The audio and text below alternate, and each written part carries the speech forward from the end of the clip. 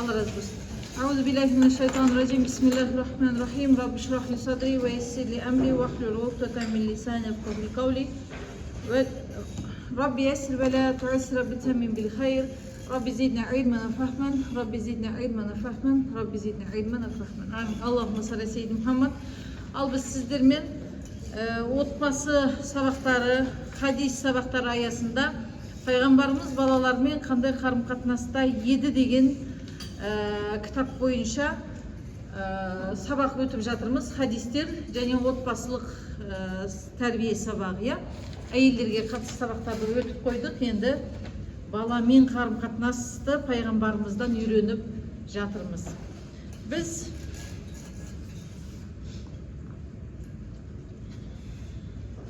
соңғы рет қай хадисті өттік?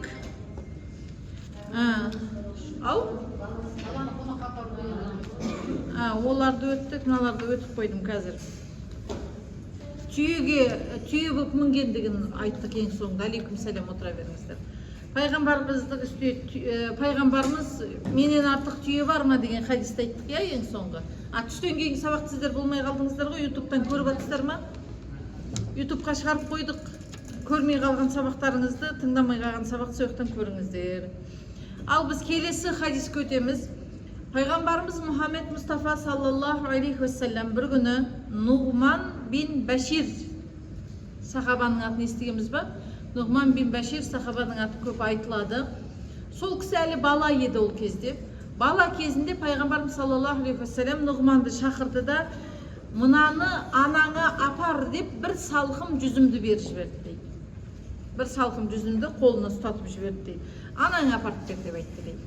Енді ол уақыттарда ескіліктің уақыты қазіргі заман сияқты емес қой. Баяғыда бізде қазақтарда бір үйге жеміс келсе, тамақ келсе, бөлісіп бір-біріне жіберіп бір-бірімізді ойлап отыратын замандар еді. Иншалла біздің де көңілімізге сондай кеңшілік Алла нәсіп етсін. Сөйтіп пайғамбарымызға сыйға келген жүзімдерден бір салқымды Нұғманның анасына беріп жібермекші болды. Анаң апарып бер деп берді, ол алды кетті. Бірақ ол анасына жетем дегенше ол жүзім жоқ болып кетті. Жеп қойды бала. Бір түйірде біреуін жейін, біреу ала салайын, біреу ала салайыннан басталды, бәріміз сөйтеміз. Әркім бір-бірден істейді, сонымен жоқ болады деген сияқты. Әркім бір неден алады, сонымен жоқ болады деген сияқты. Енді бала ғой, сөйтіп бір күні дейді, бірнеше күн өткеннен кейін пайғамбарымыз саллаллаху алейхи уассалам Нұғманмен көрісіп қалды да сұрады дейді, өткендегі бір салқын жүзімді не істедің, анаңа жеткіздің ба деп айтты дейді. Нұғман жоқ деп айтты дейді. Өйткені өзінің айыбын мойындап апармағандығын айтты дейді. Пайғамбарымыз саллаллаху алейхи уассалам басын шайқап, не дейміз, біздің қазақ тілде айтқан кезде сөзбе сөз аударса опасыз болып қалады, бірақ біз ондай жерде қолданбаймыз осы себепті. Яғни не ретінде, сөзінде тұрмаған несіне ісіне беріп болмадың деген сияқты, ісіңе адал болмадың деген мағынада сөз айтты дейді. Пайғамбарымыз, бірақ осы жерден қарап отырсақ, мысалыға, егер бала осы жерде пайғамбарымыздан қорқып ұрсатын болды, енді ұрады ғой мені, айғайлайды деген шошыну болғанда, қорқу болғанда, ол бала жоқ, мен апармадым деп шындығын мойындамас еді. Не қылатын еді? Апардым дей салатын еді. Яғни біз осы жерде не түсініп отырмыз? Ол баланың пайғамбарымыздың ұрыспайтынына, оны жазаламайтынына қатты кетпейтініне сенімді, пайғамбарымыздан зиян көрмейтініне сенімді болғаннан кейін шындығын мойындап отыр екен. Енді біздерде көбінесе, келіңіз кірсеңізші, қаттылығымыздан, ұрысқақтығымыздан, немесе строги дейміз ғой, қатты строги болғандығымыздан балаларымызды керісінше өтірікшілікке тәрбиелейді екенбіз. Көбінесе. Не қыламыз? Ұрса бергеннен кейін ұрсы естімеу үшін бала өтірік айта бастайды екен. Ұрса береді. Баланың келіп айтқан сөзін ашықтамасын тыңдауды біліңіздер. Сразу айғай салып жөнелмей. неге, не себепті, неге бүйттің? Алып келдің ба? Неге бұна келдің? Басқасы мен айтқан нәрсені таппадың ба? Мысалы, сұрау керек те бірнеше сұрақтарды. Соған қарай келесі жолы мынаны бүйтіп істе, мақұл ма? Мынау дұрыс болмады. Той топас деп жаңағындай әртүрлі жаман сөздерді айтып, ақмақ топас, астағфирулла, ешекке теңеп жатады, малға теңеп жатады балаларын. Сондай сияқты сөздерді жібермей, не қылуымыз керек екен? Балаға жұмсақтықпен ескертулерімізді айтуымыз керек екен. Бала бізден шошымау керек. Сыйлау керек. Сыйлата білуіміз керек. Сыйлата білу деген сөз мені сыйлайсың деп емес, соған лайық болу арқылы екен. Сонымен біз өзіміз кейде баланы чұқылай береміз, ұрса береміз, артына аңдай береміз, ол 1001 қулық ойлап табады. Выживать надо. Анасының, әкесінің жаңағындай ашушандығынан тірі қалу керек та, олшы, аман қалу керек. Не қылады, одан кейін өтірікке қарай бас салады екен. Сол себепті балаларымызды қатты строгилікпен, строгостьпен өтірікшілікке апарып қоймауымыз керек екен. Ол балаларда ғана болмайды, ол ерлі зайыптың арасында да болады. Әйел әр нәрсені түртпектей береді. Неге үйттің, неге бүйттің, ананы сөйттің, мынаны мысалға. Азамат туған туысына көмектескісі келетін шығар. Неменеге бересің, өмір сөйтесің, олар бізге не істеді, анау мынау нервіне тиесің. Одан кейін сол нервіне тиюден аман қалу үшін еркектерді не қылады, өтірік айта бастайды. Аңдайсыз әрбір қадамын, одан кейін не қылады, өтірік айта бастайды. Өзіміз тисе береміз, анаған қарап қойдым, мынаған қарап қойдым. Енді қызғану керек қой, бірақ өзінің шекарасы бар. Қызғану керек, ол негізі отбасылық қарым-қатынастың жылы ұсталуы үшін қызғану керек нәрсе. Бірақ шекарадан асып кетіп жатамыз да көбінесе. Сол шекарадан асқан кезде не қыламыз, күйеуімізді өзіміз біреудің алдына апарып беріп жатамыз. Сол қызғанышпен. Біреудің артына айтып, сен анаған бәленшеге қарап қойдың, сен бәленшемен сөйлестің бе, бәленше деп береміз, оның ойында болмаған адамды ойына салып береміз өзіміз. Яғни сол сияқты кейбір мінездерімізбен баламызды да, күйеуімізді де кейде өзіміз құртып қоятын жайттарымыз бар екен. Сол себепті мінез құлықты пайғамбардан үйрену керек. Пайғамбарымыздай бола білсек, инша Алла айналамыздағыларда соған қарай ыңғайланады екен. Енді келесі хадиске өтейік. Пайғамбарымыз саллаллаху алейхи уассалам отырған кезде жаңа кішкентай балалар жүгіріп келді, біреуі өзінің немересі, біреуі немересі болып есептелінеді, өйткені өзінің ұлым деп атаған өгей ұлы Зейд бин Харистің баласы Усама бин Зейд. Усама бин Зейдтің де тарихта аты қалған мықты сахабалардың бір 17 жасында бір жаңағы әскерлерді басына жіберіп бір соғысты басқарған жігіт та ол. 17 жасында. Халид бин Валидтің орнына қойып жіберген. Кәдімгі дейді. Мықты қолбасшыны алып тастап, орнына қойып жіберген бір нелердің. Бір пайғамбарымыздың өзі де Усама бин Зейдті арнайы бір жерлерге жорыққа жіберіп отқандық не ретінде, жаңағы әскер басы ретінде. Яғни бұл бала еді әлі, немере, кішкентай бүлдіршін кездерінде. Біреуі Хасан, біреуі Усама бин Зейд жүгіріп келді. Бірінші Хасан жетті пайғамбарымыздың қолына жүгіріп, пайғамбарымыз оны құшақтады, маңдайына сүйіп, бір аяғына отырғызды дейді, бір аяғына отырғызды. Усама бин Зейд келді, оны да құшақтады, сүйді, бір аяғына отырғызды. Пайғамбарымыздың сондай бір әдеті бар еді дейді, балаларға қатысты. Балалар мен пайғамбарымыздың арасында сондай бір тройка дейміз орысша айтқанда, үштік бір байланысы бар еді, өзін тастамайтын дейді. Үштік бір әрекеті бар еді дейді, өзін тастамайтын. Ол дейді балаларды құшақтау, сүю және оларды жақсы көретінін білдіру деген үштігі бар еді дейді. Балаларға қатысты әрдайым осы нәрсені ұстанатын дейді. Екеуін екі аяғына отырғызды дейді, екеуінің басын қосты дейді, өзінің басында қосты дейді, ананы. Сөйтіп, не дейді де, жаңағында оларды бір жағы құшақтап сүйіп, бастарын қосып, Аллахым Бұларға мархамат етуіңді тілеймін, өйткені мен де оларға мархамат қылушыларданмын. Көрдіңіз ба? Яғни балаларға әрдайым махаббатын білдіріп отқан. Бұған дейінгі хадистерде қанша рет айттық біз бұны. Өзінің немерелеріне болсын, басқа сахабалардың балаларына қатысты болсын, пайғамбарымыз әрдайым балаларға қатысты махаббатын білдіріп отырған екен. Біз айтамыз, енді біз айтпаймыз негізі. Қазіргі таңдағы Европаның психологиясы бойынша бізге де жетіп отыр ғой сол, махаббатқа тоймай қалған деп. Енді рас, біз өзіміз балаларымызға махаббат беруге тырысуымыз керек. Бірақ өзіміз махаббат күтпейміз.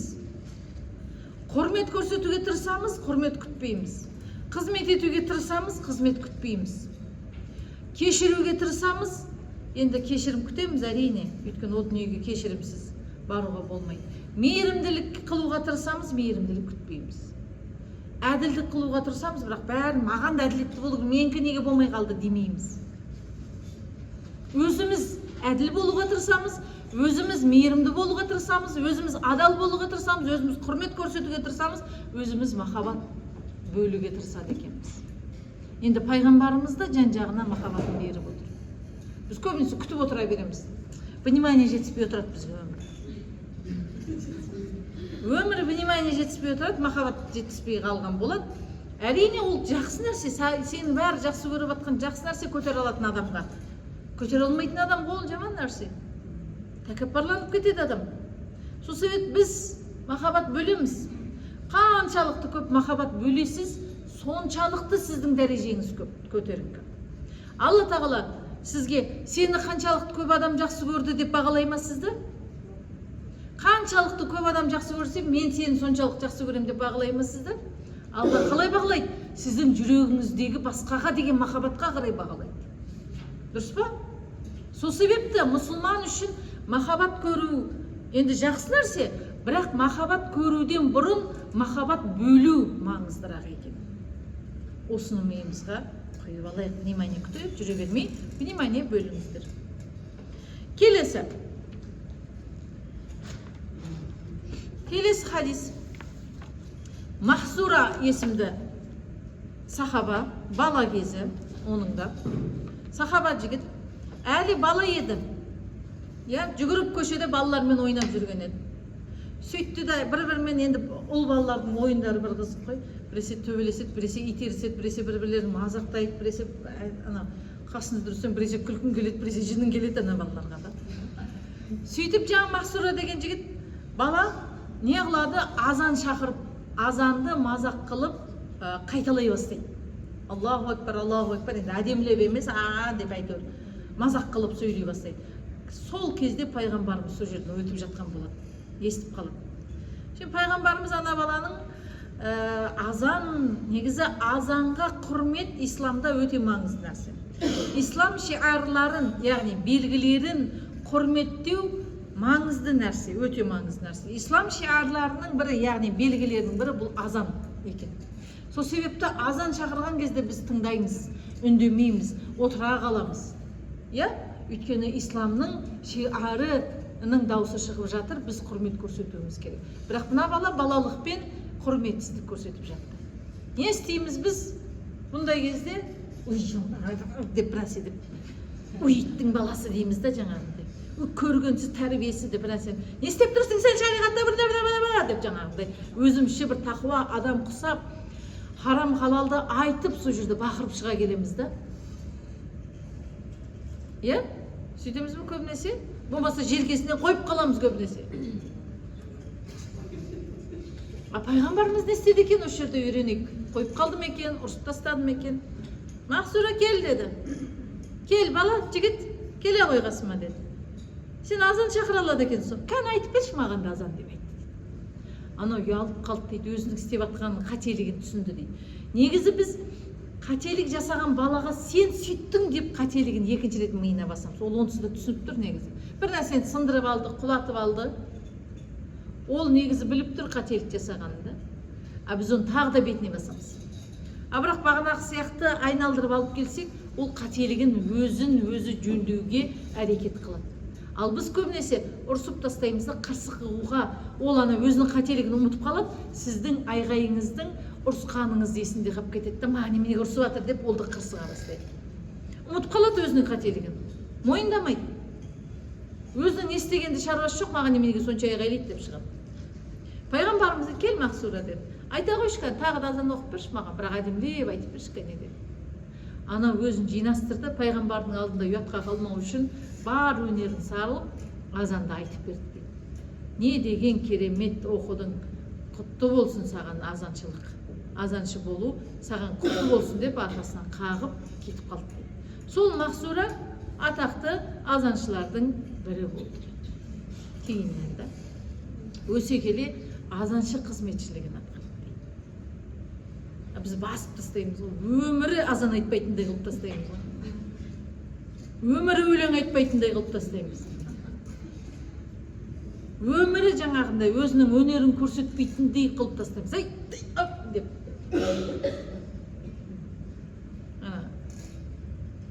Балалар құласа болды, ва деп жанымыз аши қалады. Нефтем қолпаштау керек жерде ұрсамыз, жаңағындай строгий кішкене соққанды болу керек жерде, орынсыз жерде бүйтіп езілеміз. Құлаған бала егер сіз оның құлағанына құламау үшін әрекет қылып ұстап үлгермедіңіз, ол құлады, ол болды. Енді жарақаттанып бір сіздің көмегіңіз керек болып тұрмаса, қатты көңіл бөлмеу керек. Жарақатсыз құлаған балаға жай құлай береді ғой шейін. Сәл құлайды да бүйтіп қарап тұрып жылайды ғой. Маған қарап тұрсың ба деп, қарамай тұрсаң одан сайын дауысын көтеріп жылайды да. Негізі паника ол, просто внимание талап етіп отыр. Просто кішкене бәлеқорлау ғой балаларымыз. Құлайды ғой жаңағында, шаңсып құлайды дейді, жарақаттанған шансесі жоқ, ол күніне 1000 рет құлайтын бала ғой. Не қыласың? О, күшті құлады ғой деймін ғой ана балама.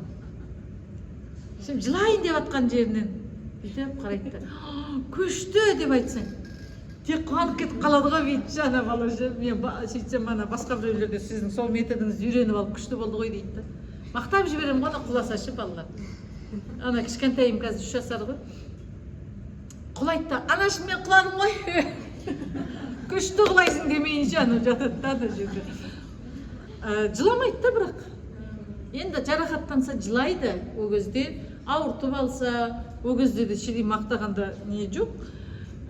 Жаным күнім деп еркелетуге де болады екен. Бірақ кейде еркелетудің шегінен шығып кетеміз, кейде ұрсудың шегінен шығып кетіп жатады екен. Соның ортасын ұстануды Раббымызге нәсіп етсін. Келесі хадис. Хазіреті Хасан және Хусейн өткенде де бір хадисте айтқанбыз, пайғамбарымыз саллаллаху алейхи вассалам тұра қалып түйе болды деген жайында. Ол бір рет болған әңгіме емес, пайғамбарымыздың балаларына түйе болып, ат болып ойнауы ол бірінші рет емес. Мына жерде тағы бір хадисте кездесіп отыр, бөлек бір хадис. Сол хадисте екі адам жеткізіп отқан жоқ. Кейде болады да біз хадис пайғамбарымыздың өмірінде бір рет болған әңгімені аламыз да, соны бүкіл өмірге тықпыштаймыз. Мысалыға, мына бір не? Білмеймін нақты енді қанша рет болғанын.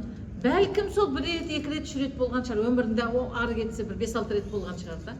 Пайғамбарымыз көршісі жаңа жесір бір әйелдің ешкісін сауып көмектесіп сүтін берді деген хадис бар. Кім біледі ол хадисті? Қанша рет жасады екен пайғамбарымыз? Біз именно соны алып аламыз да күйеуіміздің бетіне көрсете береміз осы хадисті. Пайғамбарымыз ешкі сауып көмектескен. Пайғамбарымыз ананы істеп көмектескен. Анда сонда көмектескен шығар, күнде жүрмеген шығар ешкі шауып пайғамбарымыз, дұрыс па? Қызық, пайғамбарымыз көмектескен ғой, сіз немеге сөйтесіз дейді да. Күнде көмектеспеген шығар, енді бір хадисте сөйтіп кездескен. Енді еркектерге бұл не? Көмектесуге болады. Еркек деген істемейді деген нәрсе жоқ екендігін көрсетіп отыр пайғамбарымыз. Кейде мысалға пайғамбарымыз намаздарды мешітте оқыңдар дегенмен, кейбір намаздарды үйде оққан әдейі.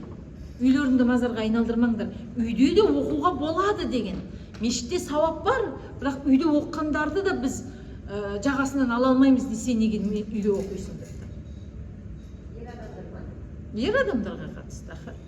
Яғни хадистерді дұрыс түсіне білу керек. Бір хадисті алып алып бүкіл өмірге салуға болмайды. Мысалға мына бір хадисте бар. Әйел адамның дауысы әурет жайында соған ұқсас сол мәтіндес бір аяттар түскенде кейбір сахаба әйелдер аузына тас салып алды деп айтады.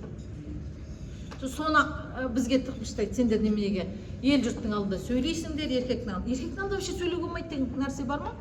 Тыйым бар ма? Сол сахабаның аузына тас салу пайғамбарымыздың бұйрығынан болған жоқ ол. Неге? Бәлкім ол әйелдің дауысы сондай бір еркектің есін алатын дауыс шығар. Біздікі сияқты саңқ етіп тұрған дауыс емес, қарқ етіп тұрған дауыс емес, біздікіндей. Ана ызыңдап сөйлейтін әйелдер бар, ана тыңдай беріңдер. Шынында еркек тұрмақ әйелдің есі кететін дауыстар бар да, әйел кісілердің. Ананың дауысына бүйтіп езілесің кәдімгі дейді.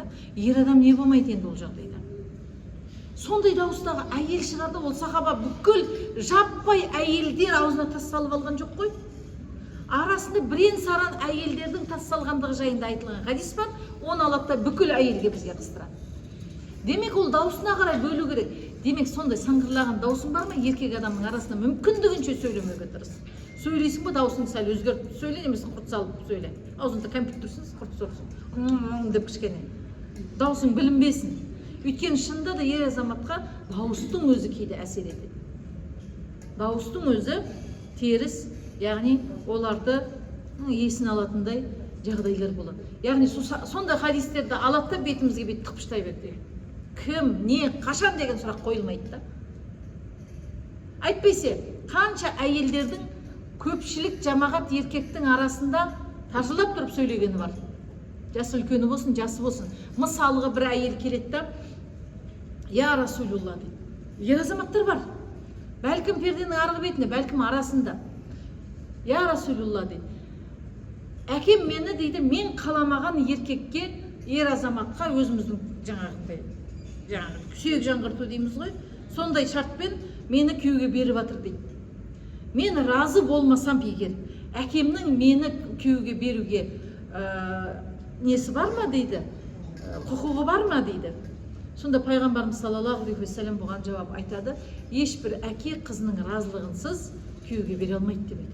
Яғни әке де разы болу керек, қыз да разы болу керек. Сонымен ана әйел айтады, я Расулулла, мен әкемнің разы болғанына разымын негізі дейді. Бірақ біздің арамызда разы болмай шығып атқан көптеген әйелдердің атынан сұрап жатырмын бұны, өзімнің атынан емес деп. Көрдіңіздер ме? Яғни ер азаматтардың алдында әйелдер сөйлеген, бірақ бағанағы аузына тас салған әйелдерді салыстырмалы түрде айтсақ, екі шекараны беріп тұр. Егер сіз сыңғырламай, арбыңдамай, демей, еркектің алдында сөйлеу керек мәселені ғана сөйлейтін болсаңыз, болар болмаса әңгімені ұрып тұрмасаңыз, айтуға болмайтын әңгімені айтып тұрмасаңыз, онда болады. Бірақ сіз сөйлейтін сөзіңіз ана жерде еркектің мазасын алатын, яғни мазасын болғанда нервіне тиетін емес, вообще басқа жағына тиетін. Түсініп отырмыз, е? Даусыңыз сондай болса, онда абайлау керек деген сөз. Яғни, сол себепті хадистер айтылған кезде оны кішкене сұрау керек. Оңын солын білу керек. Кейбір нәрселер болады, исключение болады. Негізгі қағида былай, бірақ кейбір жағдайда битсең болады деген қағидалар бар. Соны битсең болады, пайғамбарымыз былай істеген дегенді мына кейбір кезде жасағанда алып болады да хадисті. Бұхариде тұр міне деп айтады. Енді Бұхари ол хадисті жеткізуші, қандай хадис алады бізге жеткізеді. Турасын, тура емесін бөліп жеткізген. Ол хадисті ашықтаған жоқ қой Бұхари. Оны ашықтайды ғалымдар, басқа ғалымдар. Түсіндір алдым ба? Сол себепті алдыңызға келген хадистің барлығын жаңағындай бір көзқараспен қабылдап қоймаңыздар. Сұраңыздар, ұстаздар бар, Құдайға шүкір жан-жақтарыңызда. Енді мына жерде біз пайғамбарымыз саллаллаху алейхи ва саллямның балалармен ойнағанда бір-ақ рет ойнамағандығын көріп отырмыз. Өйткені өткенде бір хадисте көрдік, пайғамбарымыз жерге тұра қалды, менен артық ат бар, түйе бар ма сендерге деп тұра қалды. Мына жерде пайғамбарымыздың тағы да бір рет немерелерінің арқасына мінгізіп алып, ат болып ойнап атқанның үстінен Хазіреті Омар радиаллаху анху келіп қалады екен. Екеуі мініп алған пайғамбарымыз ат болып жүр, оларды ат қылып жүр, түйе болып жүр. Сөйтіп Хазіреті Омар таң қалып қалады. Бір жағы Омар да пайғамбарымыздың тәрбиесін алған жігіт. Не дейді? Өйтіп бүйтіп андай бір жаман теріс реакция бермейді да. Ой, мынау қандай күшті ат тауып алғансыңдар деп айтады. Қандай күшті ат тауып алғансыңдар сендер деп айтады. Ана балалар одан сайын өзінше болып қалмай ма? Кішкентай баланы елестетіңіз, 4-5 жасар балалар, 3 жасар. Аттарың қандай күшті десе деп мақтанып қалмай ма ол? Сол сөзге сенеді ғой ол. Пайғамбарымыз да айтты дейді. Ой, бұл аттың үстінде мінген шабандоздар да күшті ғой деп айтты дейді. Ұялып, ана досым кеп қалды, ойбай ұят болады деп, аналар түсірмейді, түсіндір деген жоқ дейді, ары қарай ойнатып тұра берді дейді. Көрдіңіздер ма? Пайғамбарымыздың мінезі қандай екендігін. Тағы бір хадисте пайғамбарымыз арнайы не деп айтқан екен? Кімнің баласы бар, баламен бала болсын деп айтқан екен. Баламен бала болсын деген екен. Біз үлкен мен баланың қарым қатынасындамыз ғой, тек қана бүйтіп. Баламен бала болыңыз, ойнаңыз, еркелетіңіз, қалжыңдаңыз. Баланың тәрбиесі солай беріледі екен. Бір күні Умму Фадл. Кім Умму Фадл, танимыз ба?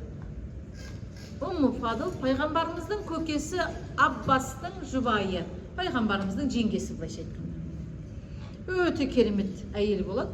Фадл деген сөз, яғни қадір қасиеттің, артықшылықтың, ерекшеліктің анасы деп тұрды Умму Фадл. Бір күні пайғамбарымызға келеді Умму Фадл. Я Расулулла, түсімде мен дейді, сіздің көкірегіңізден шыққан бір бөлшектің, сіздің көкірегіңізден бір бөлшек шығып, менің үйіме кіргендігін көрдім деп айтты.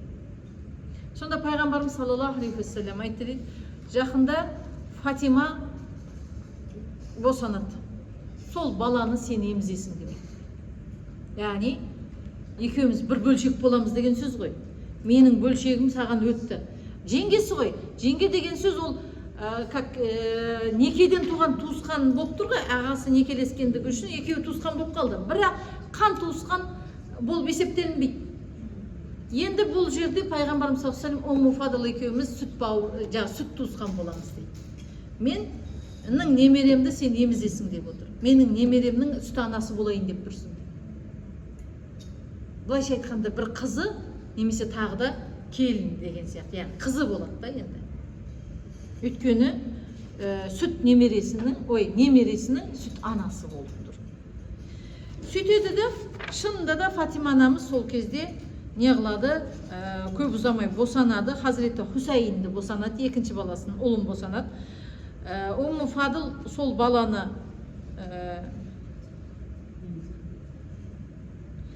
емізетін болады. Ол уақытта енді сондай әдет қой басқа біреуге еміздіру деген. Әрине пайғамбарымыз бірақ кейінгі хадистерінде ананың баласын емізуінің артықшылығы жайында хадистер айтылған. Бірақ бұл әлі сол әдеттер жайлап басылып жатқан кездер. Умму Фадл кейде үйіне алып кетіп қалады екен да, Хусейнді. Енді сәл-сәл сөйлей бастаған кез болу керек, Хусейннің еміп жүр, бірақ пайғамбарымыз саллаллаху алейхи ва саллям Умму Фадлдың үйіне барып, мені баламды берші маған деп айтады екен. Немересін, баламды бер маған. Сөйтеді де, пайғамбарымыздың қолына берген еді, Хусейн пайғамбарымыздың үстіне кішілер етін сындырып қойды. Сөйтіп, сразу алып Хусейнді Умму Фадл иығынан қақты, немесе сөйледі деп өтеді хадисте. Екеуінің бірі болды дейді. Сөйтіп иығынан қағып, әй, пайғамбарымыздың үстін кірлеттің ғой деп айтты.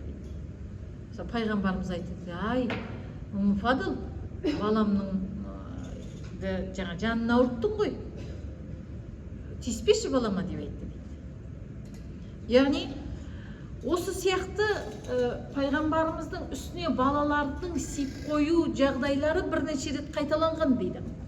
Хасан болсын, Хусейн болсын, басқа да сахабалардың балалары болсын, не қылады екен?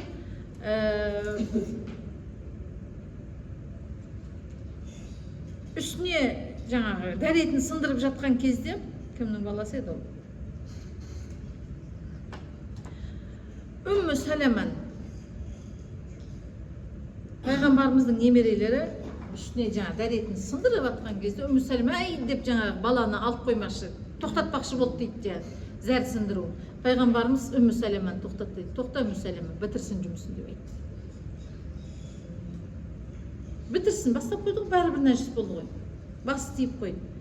Бұл дейді, жалпы медициналық тұрғыдан дейді жаңағындай зәрді шығарып жатқан кезде қысып қалу зиян екен. Сол себепті пайғамбарымыз бала зәрін сындырып жатқан кезде не қылмады дейді, бөлмеді дейді. Үсті нәжіс болып жатса, енді ол жуылатын нәрсе. Бірақ баланың мазасын алу, ол кетпеуде қалу, оның тәрбиесіне теріс әсер ететін болса, ол өмірінде қалуы да мүмкін. Қазіргі тілмен айтқан детская травма болды. Енді әрине шеттен де шығаруға болмайды. Өзінің ретін қалыптастыру керек, үйрету керек, түсіндіру керек. Енді ол уақытта памперс жоқ қой. Дұрыс па? Сондай замандар болғандығы себепті бұл тек қана пайғамбарымыз оны балаларға қатысты жасаған жоқ. Бәдәуи бір араб келіп, енді олар көшеде, далада арнайы туалеттер жоқ, жаңағы бәдәуи үйреніп қалған ғой, любой жер туалет қойларға. Любой жерге дәрет сындырып үйреніп қалған.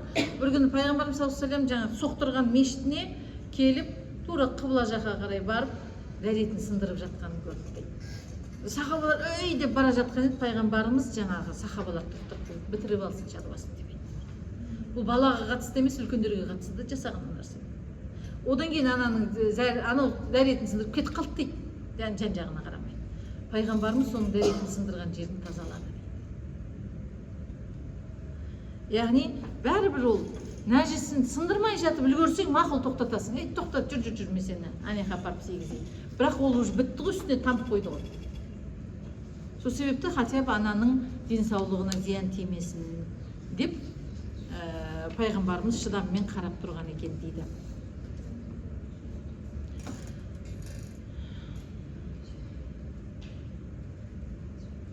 Келесі бір хадисте. Жаңағы неге байланысты, зәрі сындыруға байланысты бір хадисте бетіп айтқан екен пайғамбарымыз. Баланың зәр сындыруына дейін, сындырып біткеніне дейін қорқытпаңдар деп айтқан екен. Шошытпаңдар. Демек, пайғамбарымыз бұны бізге бір үйретіп жатқан болса, оның бір я зияны, я пайдасы бар екендігін түсінеді екенбіз. Әрине, ойбай, сен зәр сындырдың, анау мынау әңгіме. Ол енді болар болды, ол барлығымыздың басымызда болатын нәрсе, баласы бар үйде болатын нәрсе. Сол себепті соған қарай жан-жақта сиеп, дәретін сындырып жүре берсін деген сөз емес. Бірақ сол жағдайға тура келіп қалдың ба, шошытпа деп тұрды. Түсіндік пе? Әрине тазалық сақтауымыз керек, нәжістен қорғануымыз керек. Біз намаз оқитын жеріміз таза болу керек. Оның бәрі дұрыс. Бірақ осындай жағдайларда сабырлы болғанға пайғамбарымыз шақырады екен. Пайғамбарымыздың асыранды баласы Зейд бин Харис Мута соғысында шейіт болды дейді. Мута соғысында шейіт болды. Пайғамбарымыз саллаллаху алейхи ва саллям Зейдтің үйіне келді, хабарды берейін деп, жаңағы сабырға шақырайын деп. Үйіне келгенде ол хабарды алған қызы битіп, кішкентай қызы бар екен. Жыларман болып осы хабарды шет жағасын естіген жыларман болып отыр екен. Пайғамбарымыз оны құшақтап қосылып жылады дейді. Екеуі соншалықты еңкілдеп жылады дейді. Қыз қатты жылады, пайғамбарымыз да еңкілдеп жылады дейді. Пока қыз қоймайынша пайғамбарымыз да сонымен қосылып естіліп жылады дейді. Сонда қасында тұрған сахабалар таң қалып қарап, я Расулулла, бұл неткенің деп сұрады дейді. Неге сонша жылады дейді. Сонда пайғамбарымыз саллаллаху алейхи ва саллям, бұл дейді, сүйген кісінің сүйгенін сағынуының көз жасы деп айтты. Зейдті шынында да пайғамбарымыз өз ұлындай жақсы көрді. Қызы да әкесін жақсы көрді, сағынып жылап отыр. Онда тұрған ешнәрсе жоқ дейді. Яғни қайтыс болған кезде жылауға болмайды деген нәрсе жоқ негізі. Болады жылауға. Шына тілге мән беру керек. Пайғамбарымыз саллаллаху алейхи ва саллям немересі ұлы Ибрахим дүниеден өткен кезде көзінен жастар тамды дейді. Сонда сахабалар таңғалып, я Расулалла, сен күннің тұтылғанына жылап жатсың ба қорқып? Жоқ, Ибрахимнің өлгеніне жылап жатсың ба дейді. Ибрахимнің өлгеніне жылап жатырмын. Сен жылайсың ба балаң өлгенде деп айтты дейді. Сахабалар түсінбей тұр дейді. Не үшін түсінбей жатыр? Оның алдында бәлкім өлімге қатысты әбден сабырға шақырғаннан кейін шығар, бәлкім жүректері қатты болғандығы үшін шығар, өстіп жұмсарған шығар да, пайғамбарымыздың тәрбиесімен. Пайғамбарымыз айтты дейді, көз жылайды, жүрек қайғырады, ауыз тілден жаман сөз шықпасын деп айтты. Яғни біреу қайтыс болған кезде көз жас төгуіміз, жүрегіміздің езілуі ол нормальный нәрсе, рұқсат етілген нәрсе. Бірақ тілімізден жаман сөз шығып қоймау керек. Неттім, не жаздым мен, сен өлмей мен өлуім керек еді, неге өлдің, мені неге тастап кеттің, сенсіз мен қалай өмір сүрем, шашын жұлып, рұқсат етілмейді олар. Рұқсат етілетін көз жас төгу, жүрекпен қайғыру екен. Яғни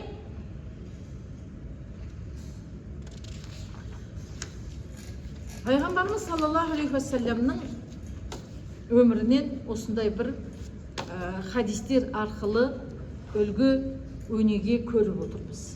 Я? Не көрдік бүгінгі сабақтан? Не үйрендік? Баламен қарым қатынаста именно не? Баламен бала болуды үйретті пайғамбарымыз. Ау? Бетін қақпау. Бірақ бетін қақпау керек екенде барлық нәрсені рұқсат бере беру деген сөз емес. Мүмкін болған жерлерде. Контрольда ұстаймын деп шеттен шығып кетпеу, я? Контрольда ұстаймын, оны тәрбиелеймін деп шеттен шығып кетпеу керек екен. Өйткені біздің кейде шеттен шығушылық әрдайым теріс тәрбиелейді. Орта жолды ұстану керек. Иә, рұқсат ететін жерде рұқсат ет, жұмсайтын жерде жұмса, тыйым салатын жерде тыйым сал, соның орнын білу. Еш нәрсе рұқсат бермей қоюға да болмайды. Барлығын рұқсат беріп тастауға да болмайды. Ұрсатын кезде де бірінші стадия, негізі совсем ұрыспай бүйтіп постоянно жылы сөйлей берсең, балада құтырып кетеді. Бірінші қателерін кешіресіз. Я? Күлесіз, неге өйтіп қалды? Келесі жолы бүйтіп мақұл ма? Келесі жолы тағы да ескертіңіз, 2 рет, 3 рет, 4 рет, 5 рет, одан кейін енді науың болмайды енді. Сәл қабақ шытынай бастау керек, өйткені ана бала одан жақсылықтан сөз түсінбейді. Түсінбейді ол.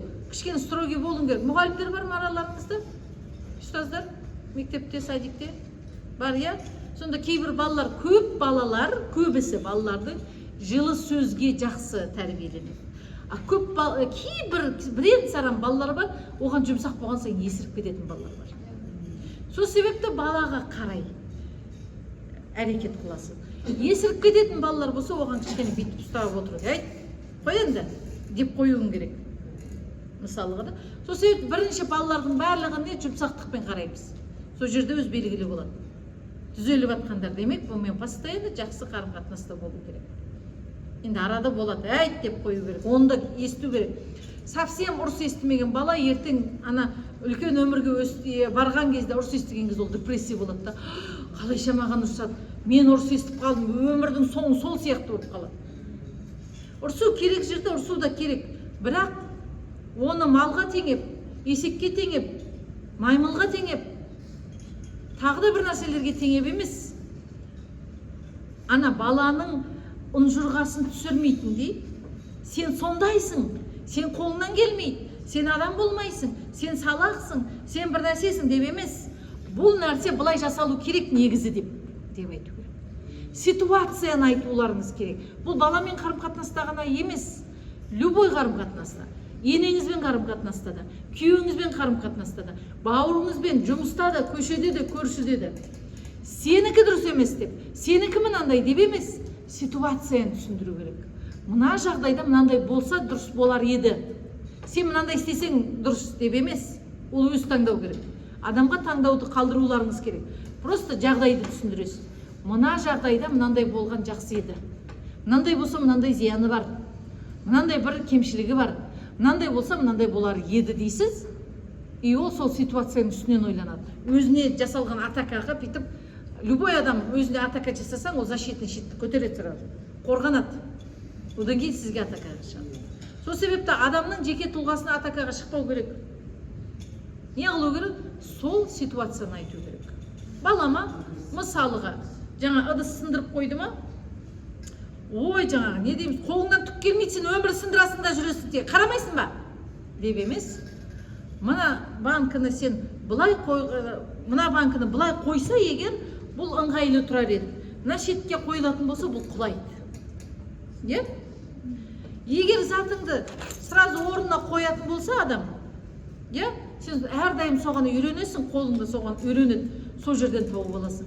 Бірақ қазір қоямды тастап кеттің ба, сен өмірі әр жерге тастап кетесің, одан кейін адам баласы не қылады, өмір жоғалтып жүреді. Деген сияқты мүмкіндігінше үшінші жақпен сөйлеген дұрысырақ.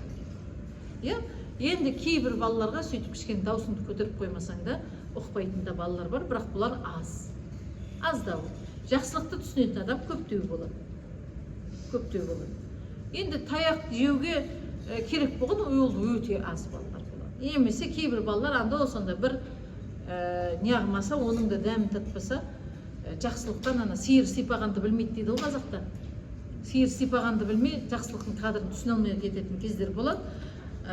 Сол уақыттарда жаңағындай ұрыспаса болмайтын жағдайда ұрысу керек болады. Енді сіздер балаға ұрысқан кезде, немесе кішкене қойып қалу керек кезде, енді ұру, сабау деп тұрған жоқпын, кейде бір қойып қалуын керек болады, ұру сабауға жатпайды шығар, бір түртіп қалуын керек болады, қақып қалуын керек болады. Нервін ұстап кеткеннен емес та, бірақ нервіме тиіп, былай тұршы емес та. Өзім қаным арайып тұрған кезде, бір нәрсе бәрі нервіме тиіп деп емес та. Нада. Оның тәрбиесі үшін керек болып тұр. Мысалға мен өз басым қатты қазіргі таңда білмеймін, баяғыда көптеп ашуланған шығар. Ашуланамай қаппын. Ашулану айым десем ашуланамайым. Әдейі ана ашулану керек болып тұр да, анаған ашуланбасаң болмайын деп тұр. Өзімді жинастырып алып ашуланам, кейін қайтадан жинастырып аламын. Яғни, ана нервім озғаннан ұрсамайды екенмін да. Баяғыда ұрыстым енді, нервдей болған кездеріміз болды енді. Яғни ол балаға ұрсатын кезіңізде де, оған қақып қалу керек кезде де сіздің нервіңіздің шыдамағаннан емес, так надо. Сіз оны қазір ұрыспасаңыз, қақпасаңыз, ол теріс қарай тәрбиеленіп жатқан көрген кезде жасайсыз. Мақұлма, түсіндіре алдым ба сөздің мағынасын түсіндік па? Яғни, нервіңіз қосып тұрса да, ұрыссаңыз, егер оған теріс әсер ететін болса, сабыр сақтауыңыз керек. Нервін іштеп тұрғанда, наоборот, ұрысу болды. Өмірі нервін іштеп тұрамыз біз шыңыз. Сол нервті басу керек. Ана бір, осы бала тәрбиесі жай кітаптар көп оқыдық, психологиялық сабақтарда алдық қой әбден. Сонда бір Саид Шамылжа деген бір осы бала тәрбиесіне қатысты көп кітаптар жазады, психолог кісі бар. Сол кісі айтады, осы бала тәрбиесі, адамдар семинарлар жүргізіп жатыр, сабақ өткізіп жатыр, кітап шығарып жатыр дейді. Мен осы бала тәрбиесі дегенмен келіспеймін дейді. Баланы тәрбиелеу үшін ана тәрбиесі, ата-ана тәрбиесі деген сабақ өтуіміз керек біз дейді. Бала тәрбиесі емес, ата-ана тәрбиесі болу керек дейді. Яғни өзіңіз тәрбиелеңіз, нервіңізді қоздыра бермей. Бір күні қызым WhatsApp-пен звондайды, жасы әлі кіші ғой. Ана статусына енді қазір кәрістерге қызығады ғой балалар үшін. Ана суреттерін көрсең шайтан көргендей боламын өзімше. Шаштары жан-жаққа кеткен, не қыз екен түсініксіз, не ұл екен түсініксіз. Статусына ана несіне профиліне қойып қойыпты. Ана звондап жатыр, нервім қарайып жатыр кәдімгі. Өше құрданағымда деп ана қыздың звоногын ана алло демей жатып ұрысқым келіп тұр негізі да. Сен қазір ұрыссаң, бала оны тығылып істейді. Мені неге андай невидимыйға қоя салып, болды ол қу ғой қазір балалар. Менімен сырласпайды ол одан кейін. Ол ішіндегі жан қалауын маған айтпайды. Өзімді успокоить еттім. телефонды көтердім, қызыммен сөйлестім, жағдайын, өзінің темасын сөйлестім, жақсы давай деп қойдым, WhatsApp-қа жайлап жазып жібердім. Ана профиліндегі сурет қалай кетті дедім, болды. Профиліндегі сурет қалай кетті деген сұрақ қойдым да, кішкене смайлик қойып қойдым. Болды, ана түсіндім деді. Өзінің қатесін өзі түзетеді. Оған өзінің қатесін өзін түзетуге мүмкіндік беру керек. Мәжбүр анам ұрысқаннан емес та. Енді амал жоқ, сөз ұқпай атса, өзінің қатесін өзі түзінбей атса, амал жоқ, ұрсасың ол балаға. Өйткені ұқпайды ол, өзінің миына жетіп бармайды. А миына жетіп баратын балаларға сәл намек тастап қоясың, ол өзін өзі түзетуге алып барады. Өзін өзі түзетуге дейін де сіз шариғаттың әдемі қағидаларын үйретіп қойған болуыңыз керек. Сұрақтарыңыз бар ма?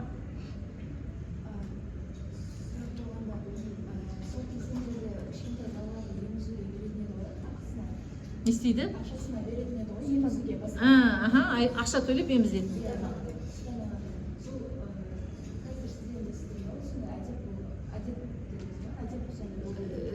Олардың жалпы араб ғұрпында бар болған нәрсе ол. Шариғаттың талабы емес, шариғаттың рұқсаты. Шариғат рұқсат береді оған. Талап етпейді. Керісінше әр ананың өзінің баласын өзі емізгенге насихат қылады. Қинау жоқ. Енді әрине ананың өз баласын өзі емізгенге не жетсін? Оның әрбір тамшы сүтіне сауап аласыз ғой, сіз әрбір тамшысына. Сұрағыңызды толық қойдыңыз ба, или бөліп жібердім ба?